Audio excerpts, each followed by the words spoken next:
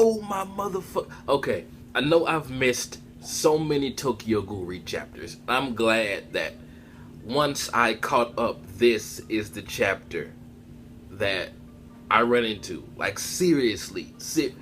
Oh my god. The mystery about what happened to Hide supposedly has officially been resolved. The mystery is over. And just, oh my god. And the ending with Kaneki smiling at Hanami, you know, starting this ghoul prison break. This pretty much shows that this is Kaneki. This is not Hei Sasuke, which we already knew, but I just am happy that we finally get him smiling at Hanami, because it kind of made me scared that Kaneki didn't give a fuck or damn about anyone. And you know, I remember that Hanami was in captivity or whatever, and he didn't mention her, but it's cool to know that he always had her in his mind, in his thoughts. So he's not evil asshole. He might not give a fuck about anyone or too many things anymore, but his friends are still his friends. And that's what this chapter, that's what this ending told me. And the fucked up part about, oh my god, Eto's editor being served up to her. That's fucking crazy. And the clown dude, man, he is such a troll. Everything about him, his design, his smile, you can look at him. Like, the first time I saw him, I thought that he was a troll, and he just further proves it this chapter. But what I think everyone wants to talk about and wants to hear is Hide and Kaneki's confrontation in that sewer. What really went down at the end of Tokyo Ghoul? Fuck, you know, hold on. Hold the fuck up.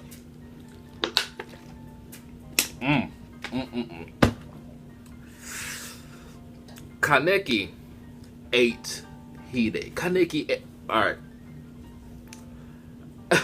I kind of theorized, or a lot of people did, that Kaneki killed Hide because he was out of his mind. You know, he was in centipede form. He was fucking crazy. Like, all the shit he was talking, he was not in his sane mind. So a lot of people thought that he just killed him, and he would have a flashback of what really happened when he got his memories back fully. That's what I personally thought myself also. But we find out Hide said, "Hey dog, I love you, man. You're like my motherfucking brother. I want to help you, so I want you to eat me. I want you to eat me, because up ahead there's this badass that you won't be able to take out on your own. So I'll be able to help this way, and even if you lose, he'll see that you're a badass and take you in." It's like Hide already knew that if Kaneki went the fuck in, that he would spare him. Arima would spare Kaneki and make him an underling or something like that, based on what Hide said.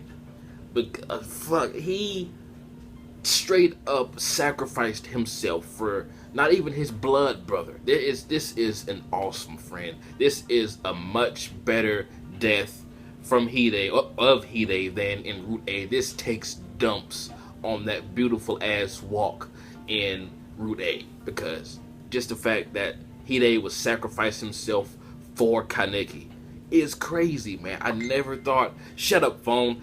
The phones have been interrupting me all day today, but man, I just, oh my god. This chapter, the feels, man, my heart is about to explode. And just in case you guys didn't watch my fairy tale review, if you're not a fan of fairy tale or whatever, over here it's kind of blurry and bright because I dropped my iPad, and I usually record with my iPad, and it's cracked right down the middle of where the camera is, like right there. So I don't know how you guys can see me this clearly, but it's, you know, it works. But back to the chapter. Hide sacrificing himself for his friend. I never saw it coming. Now, I'm not saying that I never thought Hide wouldn't sacrifice himself for Kaneki, but I mean, like, I thought that if he did, it would be like jumping in the way of an attack, not straight up being like, "Hey man, I see you're hurt. I know what you are. Just go ahead and eat me. Get your strength back up so you can maybe take out this big dick that's ahead of you." So that's true friendship right there. I wonder if Kaneki really ate all of Hide, like gobbled him up right there. Maybe he left him damn near dead. So I'm guessing since he's nowhere to be found that he is dead, and he did eat him or chew on him to the point where he did die. So I think that Kaneki is like this, the Black Death God Kaneki. He's like so pissed off and so serious most of the time now because he remembers this. He know, like, as soon as he went black haired or red haired Kaneki, whatever you want to call it, that revelation that he had when he fought Eto a few chapters ago. He remembered this. He remembered the abuse his mom put him through. He remembered the torture of fucking, what's his name? Jason Yamori, whatever the fuck. And he remembered that he had to eat his best friend to survive. That's why he's like, I don't give a fuck about you. If you stand in my way, I will fucking murk your ass. So, needless to say, we're going to get another Kaneki versus Arima at some point. At some point, because he had to eat his friend. He had to take his own best friend's flesh to even go up against this guy. So there's going to be a rematch. The question is when and where. And no, I know that's not the only thing that happened this chapter, but it was just so impactful to me. Like, my eyes shot the fuck open. I was like, seriously?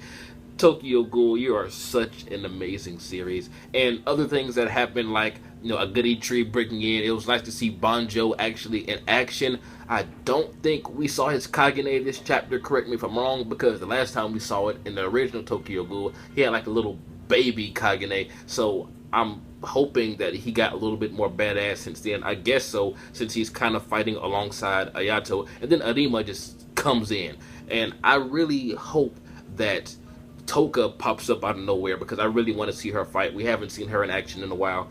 But I think, here's how I think it's going to go. Arima is going to have to fight like maybe 3 or 4 badass ghouls, like Banjo if he is badass now, Ayato, some other Aguri Tree members, some other A-ranked plus ghouls that have been released thanks to Kaneki. He's going to have to fight a lot of them at once. He's going to hold his own. He might struggle a little bit, but I think Arima is going to come out on top. And right before he's about to put the finishing blow on Ayato or something, maybe Toka jumps in, and right before he's about to put the finishing blow on Toka, Kaneki jumps in for the rematch of the fucking century. He's going to take out Arima for his dead friend, for Hide. And like I said, the ending was beautiful. I really like that smile, because I think this is the first legit smile that Kaneki has had in a while. Like, actually, Kaneki, I mean, Hayes, Sasuke, he has had a few smiles, but I mean, that's because he didn't know who the fuck he was. Like, he was in this lie of a life with this fake family. Not saying that his new family isn't awesome, like, Saiko, Shirazu, Yuri, Musuki, etc., etc. They're all, awesome, but they're not who Kaneki is. They are who Sasuke was. So the fact that Kaneki, like the actual Kaneki Ken, gave us that smile at the end warmed my heart. And I'm pretty sure Hanami's happy as hell. I'm really looking forward to a big hug and maybe Hanami crying a little bit before Kaneki goes and tears some shit up. But this arc is fucking crazy. It got real. It got really real really fast. I am so fucking hyped to see what's going to happen with this fight with Arima and that reveal about Hide. Man, I gotta go, man. I gotta take a nap because I have to go to work in a few hours. Man, oh man, oh man. I'm done. One more drink. I have to calm down. This has been jbDAuchiha. Tokyo Ghoul is literally on fire. Like, I mean, my phone is melting from how hot this chapter was. But tell me what you guys think. This has been jbDAuchiha. Like, comment, subscribe, and I'm out.